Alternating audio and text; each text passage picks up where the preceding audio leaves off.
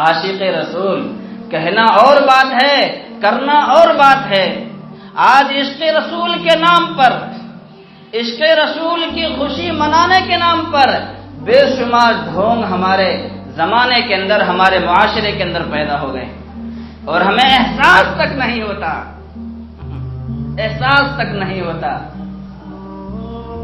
کون ایسا بدبخت ہے ابو جہل کی اولاد کہ حضور کی ولادت ہو اور اپنے آپ کو مسلمان مومن سمجھتا ہو اور اس کو خوشی نہ ہوتی ہو؟ مسلمان اور مومن ہو ہی نہیں سکتا۔ محمد کی محبت دین حق کی شرط اول ہے، اسی میں ہو اگر خامی تو ایمان نامکمل ہے۔ حضور صلی اللہ علیہ وسلم سے محبت، اللہ اکبر، لیکن کیا محبت کا مطلب یہ ہے کہ ڈھول تاشے لے کر نکل جائیں؟ محبت کا مطلب یہ ہے کہ دین کا مذاق اڑایا جائے؟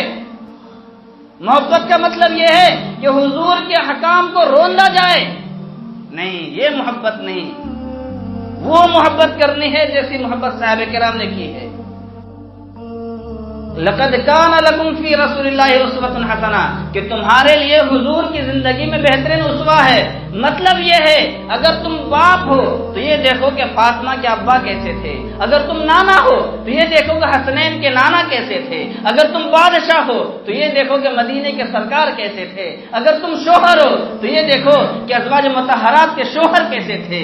یہ ہے آئیڈیل، یہ ہے نمونہ۔ اگر تم تاجر ہو، بزنس مین ہو تو حضور نے ملک شام میں کس طرح تجارت کی ہے، یہ ساری چیزیں دیکھنے کی ہیں۔ حضور صلی اللہ علیہ وسلم مکہ المکرمہ کے اندر 40 سال تک اپنا عرصہ گزارا ہے۔ 40 سال کے بعد آپ کو نبوت ملی، آپ نبی بنائے گئے۔ 40 سال تک آپ رہے اور آپ نے اپنا آئیڈیل جو پیش کیا تھا دشمنوں کے سامنے، اللہ اکبر، آپ دیکھ لیں آپ کا لقب، کوئی آپ کو محمد کے نام سے نہیں پکارتا تھا۔ امین، صادق، بہت بڑے سچے، امانت دار، یہ صفت ہمیں اپنے اندر پیدا کرنی ہے۔ ہم امین ہوں، صادق ہوں، ہم سچ بولیں، سچ بولنے کا حکم کریں، اچھا معاملہ کریں، غلط چیزوں سے ہم خود بچیں، دوسروں کو بچائیں، تب تو عاشق رسول ہے۔ اور یہی وجہ ہے کہ صحابہ کرام نے حضور کی زندگی کو اپنے اندر اتارا، دنیا میں جہاں بھی گئے کامیاب ہوتے چلے گئے۔ موقع نہیں ہے حضور صلی اللہ علیہ وسلم۔ آخر میں پوچھنا چاہتا ہوں، آج مسلمان تنزلی کی طرف کیوں جا رہا ہے جبکہ کبھی مسلمان پوری دنیا پر قیادت و پاسبانی کر رہا تھا؟ وہ مسلمان جو کل تک سمندروں اور ہواؤں کو اپنے تابع کیے ہوئے تھا، آج وہ ذلیل و خوار کیوں ہو رہا ہے؟ وہ مسلم قوم کہ جس کی ایک آواز پر افریقہ کے جنگل کے خون خار درندوں نے میدان خالی کر دیا تھا، آج ایک چیونٹی بھی اس کا حکم ماننے کے لیے کیوں تیار نہیں؟ وہ مسلم قوم جن کے چہروں کو دیکھ کر کروڑوں کفار نے اسلام قبول کیا تھا، آج ان کے چہرے پر دہشت گردی کا الزام کیوں لگایا جا رہا ہے؟ وہ مسلم قوم جس کی امانت داری کو، دیانت داری کو دیکھ کر خون کے پیاسے جانی دشمن بھی اپنی امانتیں سال ہر سال کے لیے ان کے پاس چھوڑ دیا کرتے تھے، وہ قوم آج غداری اور خیانت کے ساتھ کیوں متہم ہو رہی ہے؟ وہ مسلم قوم جس کی شہادت کو اور گواہی کو یہود و نصارہ معتبر مانتے تھے، آج وہ قوم غیر معتبر کیسے ہو گئی؟ وہ مسلم قوم کہ جس کے عدل و انصاف کی غیر بھی مثال دیا کرتے تھے، آج وہ ناانصافی اور جھوٹ میں ضرب المثل کیسے ہو گئی؟ وہ مسلم قوم کہ جس نے کل تک شیروں اور چیتوں سے سواری کا کام لیا تھا، آج وہ گیدڑوں اور کتوں سے کیوں ڈرنے لگا؟ گرامی، اتنا بڑا انقلاب کیسے پیدا ہو گیا؟ قرآن کریم میں اللہ تعالیٰ نے فرمایا لقد کان لکم فی رسول اللہ اسوۃ حسنہ، کہ تمہارے لیے حضور صلی اللہ علیہ وسلم کی زندگی میں بہترین آئیڈیل ہے، نمونہ ہے۔ ہم نے کہا پریشانی کا حل ہو گیا، مسلمان جب تک نبی کے طریقے پر تھا کامیاب اور کامران تھا، مسلمان جب تک صحابہ کرام کی اتباع کرتا رہا دنیا کے کوئی طاقت مقابلہ نہیں کر سکی، مسلمان جب تک قرآن و حدیث کی روشنی میں فیصلہ کرتا رہا، دنیا اس کے فیصلے کو مانتی رہی، اور آج جب کہ مسلمان نے نبی کے طریقے کو چھوڑ دیا، قرآن و حدیث کو بھلا دیا، صحابہ کرام کی اتباع کو حقیر سمجھا، تو مجھے بتائیے تو صحیح کہ یہ ذلت اور گہرائی کے غار میں نہیں جائے گا تو کہاں جائے گا؟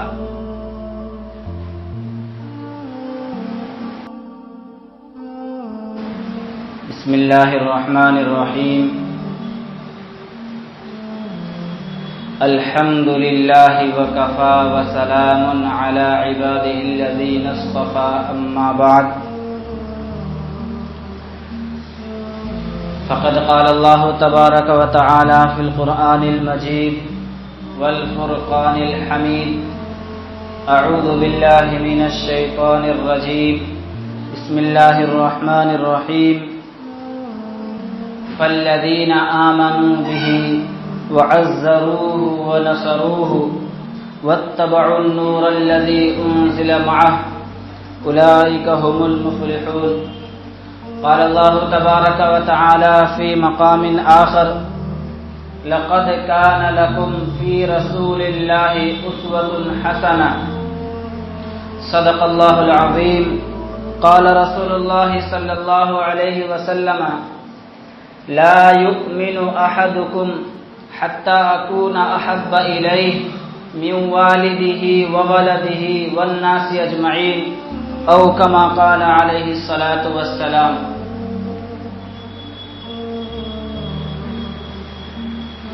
اتر کر حرا سے سوئے قوم آیا اور ایک نسخہ کیمیا ساتھ لایا۔ اتر کر حرا سے سوئے قوم آیا اور ایک نسخہ کیمیا ساتھ لایا، وہ بجلی کا کڑکا تھا یا صوت ہادی، عرب کی زمین جس نے ساری ہلا دی۔ میرے قابل قدر محترم اور معزز بزرگوں، نوجوان دوستوں اور دینی بھائیوں، اللہ تبارک و تعالیٰ کا بڑا کرم اور اس کا احسان ہے کہ اللہ تعالیٰ نے ہم سب کو اپنے پاک گھر میں جمع فرمایا اور کچھ کہنے کی کچھ سننے کی توفیق عطا فرمائی۔ اسلامی سال 1445 ہجری کا یہ تیسرا مہینہ ربیع الاول ہمارے اوپر سایہ فگن ہے، اور آج اس کی 13 تاریخ ہے۔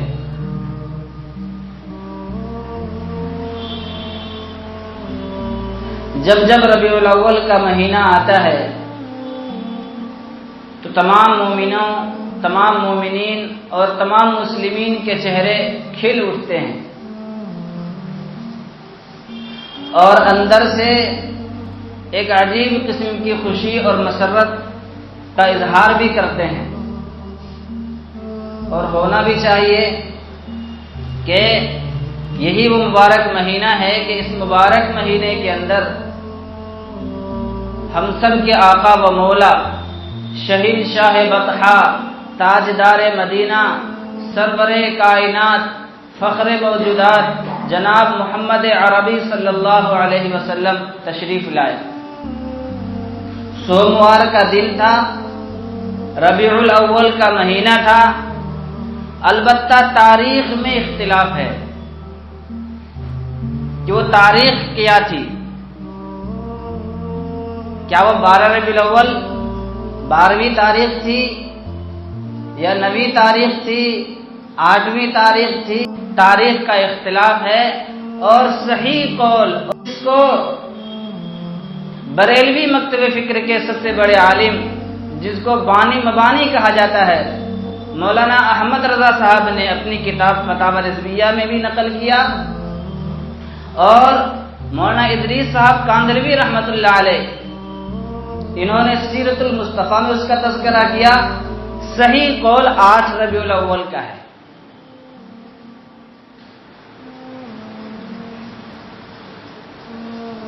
مولانا احمد رضا صاحب نے بہت سارے اقوال گنائے، آخر میں اپنا فیصلہ دیا کہ میرے نزدیک راجح قول یہ ہے کہ حضور صلی اللہ علیہ وسلم 8 ربیع الاول کو دنیا کے اندر تشریف لائے۔ بہرحال اس سے بحث نہیں کرنی ہے، عرض یہ کرنا ہے کہ سیرت کے اندر، احادیث کے اندر صراحت کے ساتھ اس کا تو تذکرہ ملتا ہے کہ ربیع الاول کا مہینہ تھا، پیر سوموار کا دن تھا، تاریخ کون سی تھی یہ نہیں معلوم، اس میں اختلاف ہو گیا۔ اللہ تعالیٰ کی مصلیحت ہے، بعض چیزوں کو اللہ تعالیٰ چھپا دیتے ہیں۔ بہرحال اسی مبارک مہینے کے اندر سرکار دو جہاں صلی اللہ علیہ وسلم تشریف لائے۔ عزیزان گرامی، حضور صلی اللہ علیہ وسلم کی ذات، آپ کی صفات، آپ کا مقام، آپ کا مرتبہ، اللہ اکبر کبیرہ، اللہ کے بعد پوری کائنات کے اندر اگر کوئی مقام و مرتبہ کسی شخصیت کا اور کسی ہستی کا ہے، وہ صرف اور صرف ہم سب کے آقا و مولا محمد عربی صلی اللہ علیہ وسلم کا ہے، جو امام الانبیاء ہیں، جو وجہ کل کائنات ہیں۔ اللہ تعالیٰ کو پورا نظام چلانا تھا، پوری کائنات کو سجانا مقصود تھا، اللہ تعالیٰ نے حضور صلی اللہ علیہ وسلم کو پیدا فرمایا۔ حضور صلی اللہ علیہ وسلم کی ابتدا تو اسی وقت ہوئی تھی۔ حدیث شریف کے اندر آتا ہے کنت نبیا وآدم بین الماء والطین، مجھے اس وقت خدا نے نبی بنا دیا تھا جس وقت آدم علیہ السلام کا پتلا بھی تیار نہیں ہوا تھا۔ جو وجہ کل کائنات ہیں محمد عربی صلی اللہ علیہ وسلم ہے۔ میں بارہا کہا کرتا ہوں کہ محمد نہ ہوتے تو کچھ بھی نہ ہوتا، محمد نہ ہوتے تو کچھ بھی نہ ہوتا۔ کتاب فطرت کے سرے ورق پر جو نام احمد رقم نہ ہوتا، یہ نقش ہستی ابھر نہ سکتی۔ وجود لوح و قلم نہ ہوتا، یہ محفل کن فکا نہ ہوتی۔ جو وہ امام امم نہ ہوتا، زمین نہ ہوتی، فلک نہ ہوتا، عرب نہ ہوتا، عجم نہ ہوتا۔ ربیع الاول کا مہینہ ہے، حضور صلی اللہ علیہ وسلم کے عاشقین جھوم جاتے ہیں، محبت کرنے والے جھوم جاتے ہیں۔ آج کے اس مبارک جمعے کے اندر ہمیں یہی معلوم کرنا ہے کہ سچے معنی میں ہم عاشق رسول ہیں یا نہیں، یا صرف دکھاوا کرتے ہیں، ڈھکوسلا بازی ہے کہ وقت آیا ہم عاشق رسول ہیں اور پھر جب ضرورت پڑی تو پھر پیچھے ہٹ گئے۔ ایسا نہیں، عاشق رسول وہ ہوتا ہے جو حضور کے قدم بقدم کھڑا ہوتا ہے، جو حضور کے اشارے پر اپنی جان تک نچھاور کرنے کو تیار ہو جاتا ہے۔ مال تو دور کی بات ہے، جان رہے گی تو آدمی مال کما کر جمع کر لے گا، مال تو دور، جان نچھاور کرنے کو تیار عاشق رسول ہے۔ عزیزان گرامی، قرآن کریم کے میں نے 2 آیتیں تلاوت کی ہیں۔ پہلی آیت میں اللہ تعالیٰ نے فرمایا، دراصل اللہ تعالیٰ نے حضور صلی اللہ علیہ وسلم کے حقوق بتلائے ہیں کہ نبی کے کیا حق ہیں امتی پر۔ جو ان حقوق کو ادا کرتا ہے یہ ہے ایمان والا اور یہ ہے مسلمان، یہ ہے مومن، ورنہ نہیں۔ اللہ تعالیٰ فرماتے ہیں فَالَّذِينَ آمَنُوا بِهِ، وہ لوگ جو ایمان لائے حضور صلی اللہ علیہ وسلم پر، پہلا حق، وَعَزَّرُوهُ، اور ان کی تعظیم کی، حضور کی عزت کی، وَنَصَرُوهُ، اور ان کی مدد کی، اور پھر وَاتَّبَعُوا النُّورَ الَّذِي أُنزِلَ مَعَهُ، اس نور کی اتباع کی جو حضور صلی اللہ علیہ وسلم کو اللہ تعالیٰ نے دیا، یعنی اللہ تعالیٰ نے حضور صلی اللہ علیہ وسلم کو قرآن کریم کی شکل میں احکام عطا فرمائے، اس پر چلے۔ یہ لوگ 4 قسم کے لوگ اللہ تعالیٰ فرماتے ہیں اولئک هم المفلحون، یہ کامیاب ہیں، یہ کامیاب ہیں۔ اور پھر دوسری آیت ہے، اللہ تعالیٰ فرماتے ہیں لَقَدْ كَانَ لَكُمْ فِي رَسُولِ اللَّهِ أُسْوَةٌ حَسَنَةٌ، کہ تمہارے لیے اے مسلمانوں، اے مومنوں، تمہارے لیے حضور صلی اللہ علیہ وسلم کی زندگی بہترین نمونہ ہے۔ حضور صلی اللہ علیہ وسلم کی زندگی آئیڈیل ہے، حضور کے طریقے کو اپنی زندگی کے اندر اتارنا ہے۔ لَقَدْ كَانَ لَكُمْ فِي رَسُولِ اللَّهِ أُسْوَةٌ حَسَنَةٌ، اللہ تعالیٰ نے فرمایا۔ میں نے حدیث شریف پڑھی، حضور صلی اللہ علیہ وسلم نے فرمایا لا یؤمن احدکم، تم میں سے کوئی شخص مومن ہو ہی نہیں سکتا، حتی اکون احب الیہ، یہاں تک کہ میں اس کے نزدیک محبوب ہو جاؤں، من والدہ وولدہ والناس اجمعین، والد سے، بچے سے اور پوری کائنات سے زیادہ محبوب میں اس کے سامنے نہ ہو جاؤں، مجھ سے اتنی محبت اس کو نہ ہو، مومن نہیں ہو سکتا۔ یہ عزیزان گرامی، دعوی محبت کرنا اور بات ہے، اس کو نبھانا اور بات ہے۔ اللہ اکبر۔ حضور صلی اللہ علیہ وسلم کو اللہ تعالیٰ نے نبی بنایا، نبوت عطا فرمائی، آپ کے اشارے پر جان قربان کرنے والے صحابہ تیار ہو گئے، اور اسی لیے تقریباً 1.25 لاکھ صحابہ کرام ہیں۔ آخری وقت میں حضور صلی اللہ علیہ وسلم کا آخری وقت ہے، 1.25 لاکھ 1,24,000 قریب صحابہ کرام اس وقت موجود تھے۔ ایسے صحابی موجود تھے، چن چن کر، چھانٹ چھانٹ کر اللہ تعالیٰ نے ان کو حضور کے پاس جمع فرمایا تھا۔ اور کیسا ایمان تھا حضور صلی اللہ علیہ وسلم، آمنوا بہ والذین آمنوا بہ، حضور صلی اللہ علیہ وسلم پر ایمان لائے۔ ایمان لانے کا مطلب یہ ہے کہ حضور کو اللہ کا نبی مانے، حضور کو اللہ کا بھیجا ہوا نبی مانے، آپ کو آخری نبی تصور کرے، یقین کرے کہ اب آخری نبی حضور ہی ہیں، بس قیامت تک کوئی نبی آنے والے نہیں۔ یہ ایمان میں داخل، حضور کی تعظیم کرے، حضور سے محبت کرے۔ کیسی محبت؟ صحابہ کرام رضوان اللہ تعالی علیہ مجمعین کو امت کے لیے اللہ تعالیٰ نے نمونہ بنایا۔ حضور صلی اللہ علیہ وسلم کی محبت میں 100% کھرے اترے، کھرے، اصلی بالکل۔ پھر اللہ تعالیٰ نے فرمایا آمنو کما آمن الناس، اے ایمان والو ایسے ایمان لاؤ جیسے صحابہ کرام لائے ہیں ایمان۔ آمنو کما آمن الناس، ایسے۔ اور کیسا اللہ تعالیٰ نے صحابہ کرام کا کیسا امتحان لیا، ان کو جانچا، اندر سے پرکھا، کون ہے جو صرف زبانی دعوے دار ہے اور کون ہے جو سچا اور پکا عاشق ہے۔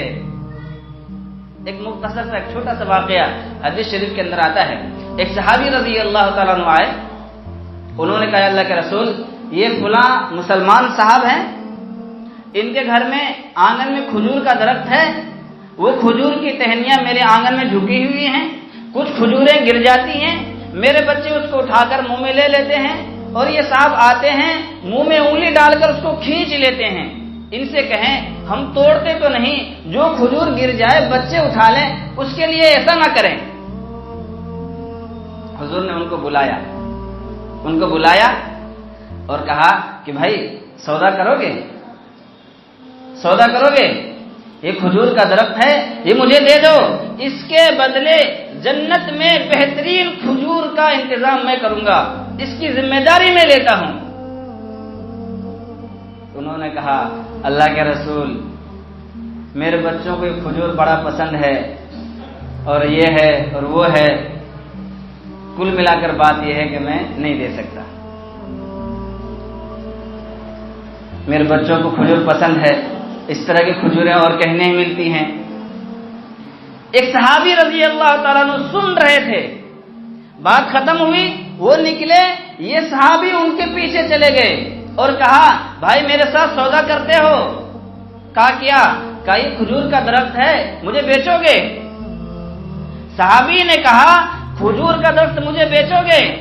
انہوں نے کہا جاؤ، اللہ کے رسول کو میں نے نہیں دیا تو تم کون ہو؟ انہوں نے کہا منہ مانگی قیمت دوں گا، کیا کہتے ہو؟ تو اس صحابی کیا اس مسلمان نے یوں کہا کہ وہ جو تمہارا فلاں باغ ہے جس کے اندر 400 کھجور کے درخت ہیں، وہ باغ مجھے دے دو، میں کھجور تمہیں دے دوں گا۔ انہوں نے کہا ٹھیک ہے، سودا پکا ہو گیا، بات طے ہو گئی، کہا میرا باغ تم لے لو۔ حضور کے پاس آئے اور کہا اللہ کے رسول آپ کو وہ کھجور کا درخت ہدیہ ہے، میں نے اسے خرید لیا۔ پھر حضور صلی اللہ علیہ وسلم فرمایا کہ یاد رکھو جنت میں نے صرف کھجور کے درخت کا وعدہ فرمایا تھا، اب میں یہ وعدہ کر رہا ہوں کہ جنت الفردوس کے اندر ایک خوبصورت عالی شان مکان ہو، اس کے اندر کھجور کے درخت ہو، ان تمام کی ذمہ داری اور وعدہ میں اپنے ذمہ لیتا ہوں۔ عاشق رسول کہنا اور بات ہے، کرنا اور بات ہے۔ آج عشق رسول کے نام پر، عشق رسول کی خوشی منانے کے نام پر بے شمار ڈھونگ ہمارے زمانے کے اندر، ہمارے معاشرے کے اندر پیدا ہو گئے اور ہمیں احساس تک نہیں ہوتا۔ کون ایسا بدبخت ہے ابو جہل کی اولاد کہ حضور کی ولادت ہو اور اپنے آپ کو مسلمان مومن سمجھتا ہو اور اس کو خوشی نہ ہوتی ہو؟ مسلمان اور مومن ہو ہی نہیں سکتا۔ ایمان کی سب سے پہلی شرط اگر کچھ ہے تو وہ حضور سے محبت ہے۔ محمد کی محبت دین حق کی شرط اول ہے، اسی میں ہو اگر خامی تو ایمان نامکمل ہے۔ حضور صلی اللہ علیہ وسلم سے محبت، اللہ اکبر۔ لیکن کیا محبت کا مطلب یہ ہے کہ ڈھول تاشے لے کر نکل جائیں؟ محبت کا مطلب یہ ہے کہ دین کا مذاق اڑایا جائے؟ محبت کا مطلب یہ ہے کہ حضور کے حکام کو روندا جائے؟ نہیں، یہ محبت نہیں۔ وہ محبت کرنی ہے جیسی محبت صحابہ کرام نے کی ہے۔ حضرت گرامی، ایک بات میں آپ کو عرض کرنا چاہتا ہوں، جب سے دنیا بنی ہے آج تک ایسا کوئی شخص نہیں جس کی پوری تاریخ اور پوری ڈیٹیل موجود ہو، صرف اور صرف حضور آقا صلی اللہ علیہ وسلم کی ذات ہے۔ حضور کیسے چلتے تھے، حضور کیسے اٹھتے تھے، کیسے بیٹھتے تھے، صبح شام کی زندگی کیسی ہے، آپ نے تجارت کی کس طرح کی، آپ مدینے میں آپ نے کس طرح حکومت کی ہے، حضور صلی اللہ علیہ وسلم کی ایک ایک زندگی کی ایک ایک حرکات و سکنات آج تک محفوظ ہیں۔ حتیٰ کہ حضور صلی اللہ علیہ وسلم کے سر کے بال اور داڑھی کے بال کتنے سفید ہوئے تھے، یہ بھی روایتوں کے اندر موجود ہے۔ ایک صحابی رضی اللہ تعالیٰ عنہ آئے، حضور صلی اللہ علیہ وسلم کی کتنی نقالی کر رہے ہیں۔ ایک صحابی رضی اللہ تعالیٰ عنہ آئے، گزر رہے ہیں، راستے سے گزر رہے ہیں۔ حضرت عبداللہ بن عباس رضی اللہ تعالیٰ عنہ کا واقعہ ہے، راستے سے گزر رہے ہیں، ایک جگہ اونٹ کو روکا اور جس طریقے سے آدمی استنجا اور پیشاب وغیرہ کرنے کے لیے بیٹھتا ہے اس طرح بیٹھے، پیشاب نہیں فرمایا اور کھڑے ہو گئے اور پھر وہاں سے چل نکلے۔ ساتھ میں صحابی ان کے جو تابعین تھے انہوں نے کہا کہ آپ یہاں رکے کیوں؟ اگر استنجا کرنے کے لیے رکے تو پھر آپ نے استنجا کیوں نہیں کیا؟ انہوں نے فرمایا کہ اس راستے سے میں حضور کے ساتھ تھا، حضور یہاں ٹھہرے، آپ سواری سے اترے، آپ نے یہاں استنجا فرمایا تھا، میں نے حضور کی نقالی کی اور میں نے استنجا نہیں کیا کہیں گستاخی نہ ہو جائے۔ حضور صلی اللہ علیہ وسلم کی سیرت پر عمل کرنے والے اس طرح صحابہ کرام موجود ہیں۔ ایک صحابی رضی اللہ تعالیٰ عنہ چلے جا رہے ہیں، راستے میں ایک نالا آیا، وہیں ٹھہر گئے، پوچھا کہ حضور صلی اللہ علیہ وسلم نے کون سا قدم اس طرف رکھا تھا، مجھے نہیں معلوم۔ ایک صحابی رضی اللہ تعالیٰ عنہ، حضور صلی اللہ علیہ وسلم سے کتنی محبت ہے، ایک صحابی رضی اللہ تعالیٰ عنہ ہاتھ میں سونے کی انگوٹھی پہن کر آئے، سونے کی انگوٹھی پہن کر آئے مجلس کے اندر. حضور نے دیکھ کر فرمایا کہ پتہ نہیں لوگوں کو کیا ہو گیا کہ آگ کے انگارے ہاتھ میں لیے پھرتے ہیں. اور پھر حضور صلی اللہ علیہ وسلم نے وہ انگوٹھی لی اور پھینک دی. بعد میں صحابی نے کہا کہ بھئی انگوٹھی اٹھا لو. انہوں نے کہا نہیں، جس انگوٹھی پر حضور نے غضب کی نگاہ ڈالی ہو میں اس کو ہرگز نہیں چھو سکتا. عزیزان گرامی، حضور صلی اللہ علیہ وسلم کی زندگی ہمارے لیے آئیڈیل ہے، نمونہ ہے. یعنی ہمارا چہرہ، ہمارے بال کی کٹنگ، ہمارا لباس، ہمارا چلنا پھرنا، ہماری تجارت، ہماری صبح و شام کی زندگی ٹوٹل پوری اچھی طریقے سے حضور کے طریقے پر اگر آ جائے تو ہم تو عاشق رسول ہیں، ورنہ ہم عاشق رسول نہیں، صرف دعویٰ ہے، صرف دعویٰ ہے. عاشق رسول کون ہوتے تھے؟ اللہ اکبر. 3 صحابہ کرام سورہ توبہ کے اندر اللہ تعالیٰ نے تفصیل سے تذکرہ فرمایا ہے. غزوہ تبوک کا موقع ہے، جہاد کے لیے جانا ہے. حضور نے اعلان فرمایا مسجد کے اندر کہ جہاد کے لیے جانا ہے، سب چندہ جمع کرو. اسی موقع سے آپ نے سنا ہوگا بارہا حضرت ابوبکر صدیق رضی اللہ تعالیٰ عنہ نے گھر کا سارا سامان لا کر حضور کے قدموں میں رکھا تھا. بہرحال بہت سارے لوگ نہیں گئے، کچھ گئے. غزوہ سے واپسی ہوئی، جب واپس آئے تو مدینے کے اندر منافقین حضور کے پاس آتے تھے اور کہتے تھے اللہ کے رسول آپ سے سچی محبت ہے، آپ سے سچی محبت ہے، بس کچھ عذر تھا ہم نہیں گئے. اے اللہ کے رسول کچھ عذر تھا ہم نہیں گئے. آتے تھے اور معذرت کر کے چلے جاتے تھے. 11واں پارہ اٹھائیے. اللہ تعالیٰ نے اس میں 10 پکے اور سچے مسلمان تھے، 10 پکے اور سچے مسلمان تھے. یہ نہیں جا سکے، انہوں نے اپنے آپ کو مسجد نبوی کے ستونوں سے باندھ لیا کہ حضور جب ہمیں کھولیں گے تبھی ہم جو ہے اپنے آپ کو ہم سمجھیں گے، ورنہ جو ہے نہیں.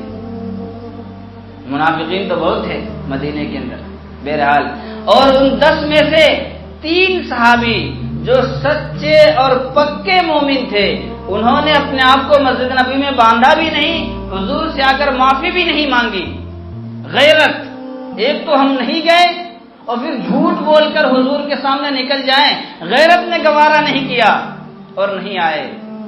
حضور صلی اللہ علیہ وسلم نے کہا کہ بھئی وہ تینوں کہاں ہیں؟ کہ اللہ کے رسول غیرت اور شرم کی وجہ سے نہیں آ رہے ہیں. حضور صلی اللہ علیہ وسلم نے ان کا بائیکاٹ کر دیا، اعلان کر دیا کہ کوئی صحابی ان سے سلام کلام نہ کرے. امتحان لینا مقصود تھا، کوئی صحابی ان سے سلام و کلام نہ کریں. مہینہ گزر گیا، 40 دن 45 دن اور 50 دن گزر گئے.